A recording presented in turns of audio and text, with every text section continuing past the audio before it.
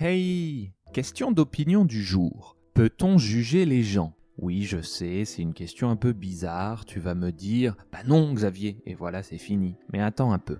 Une jeune femme est passée à la télévision pour raconter son histoire. Elle était en couple avec un homme, elle l'aimait beaucoup, mais il l'a quittée. Elle était très triste, donc c'était une séparation douloureuse et bla bla bla bla. Ok, mais pourquoi on en parle? Quand elle était triste, elle a enregistré beaucoup de vidéos où elle pleure. Elle les a conservées pendant un peu plus d'1 an, après quoi elle a décidé de les poster sur Internet. Dans le reportage, elle explique que ça lui fait du bien de rendre ses vidéos publiques, car les gens lui parlent dans les commentaires ou la soutiennent. Elle dit aussi que certaines personnes lui racontent leur propre rupture douloureuse. Elle a donc le sentiment que ces vidéos les aident. Ça, c'est le contexte. Puis, dans les commentaires du reportage, tu as en gros 2 grands types de réactions. La première, c'est un monde de merde, les gens partagent n'importe quoi, ils vivent sur Internet et s'affichent publiquement sans aucune pudeur. La seconde, mais si ça lui fait du bien à elle ou à d'autres, qu'est-ce que ça peut te faire, tu n'as qu'à pas regarder.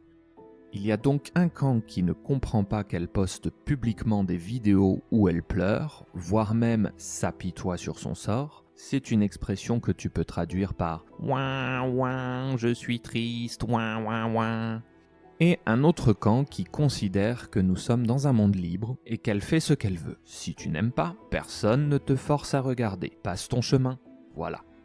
Déjà, fais pause ici et dis-moi, quelle est ton opinion? Tu fais partie de quel camp? C'est bon? Ok.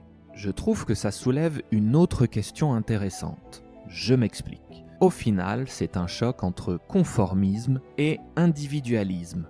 Encore une fois, on ne dit pas conformisme ou individualisme, on dit conformisme, individualisme.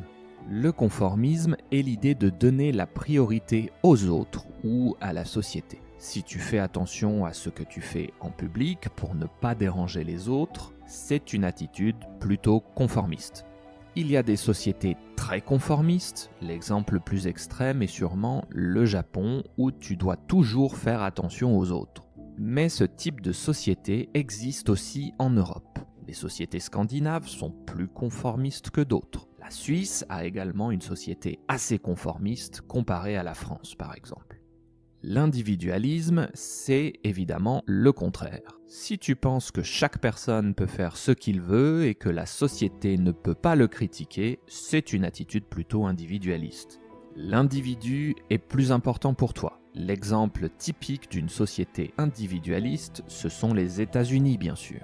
Chaque personne fait plus ou moins ce qu'il veut. Il est responsable de son succès ou au contraire de ses échecs. Il est aussi responsable de sa propre sécurité, car aux États-Unis, la prolifération d'armes vient de là à l'origine, le droit de chaque citoyen de posséder une arme pour se protéger. Bref, maintenant que tu as cette division en tête, dis-moi, est-ce qu'on peut la juger ou est-ce qu'elle fait ce qu'elle veut et si ça ne te plaît pas, va voir ailleurs?